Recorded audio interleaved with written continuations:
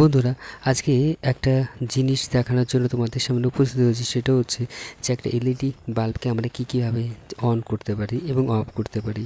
এখানটা একটা ট্র্যাক ব্যবহার করেছি BT136, যার প্রথম এবং দ্বিতীয় লেগে একটা পুশ সুইচ, তৃতীয় এবং তৃতীয় লেগে একটা পুশ সুইচকে ব্যবহার করেছি। তো এখানটা প্রথম যে পুশ সুইচ, তার সঙ্গে পজিটিভ তার ব্যাটারি থেকে এসে ব্যাক করে চলে গেছে সরাসরি এলইডিতে, আর ব্যাটারি থেকে নেগেটিভটা সরাসরি চলে গেছে ব্যাটারিতে। এই ক্ষেত্রে আমরা যদি চেষ্টা করি যে দ্বিতীয় যে সুইচটা সেটাকে আমি প্রেস করব একবার, তাহলে বাল্বটা জ্বলে উঠবে এবং প্রথম যে পুশ সুইচ সেটাকে চাপ দিলে বন্ধ হয়ে যাবে। এই ছবির মতো দেখো। আবার এক্ষেত্রে করা সম্ভব আর একটা রকমভাবেও করা সম্ভব, সেটা হচ্ছে দ্বিতীয় বোতাম চাপ দিলে সেটাকে অন হবে, আবার ছেড়ে দিলে এটাকে আবার অফ হয়ে যাবে।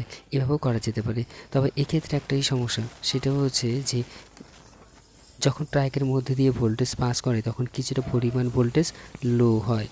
তো এইটার দিকে লক্ষ্য রাখা প্রয়োজন চালাতে গেলে। এই ধরনের আরও ইনফরমেশন ভিডিও আমার চ্যানেলে প্রচুর আছে। যদি ভালো লাগে তাহলে অবশ্যই চ্যানেলটাকে লাইক করে দেবে, সাবস্ক্রাইব করবে এবং তোমার কি ভিডিও চাই কমেন্ট সেকশনে কমেন্ট করবে। ধন্যবাদ।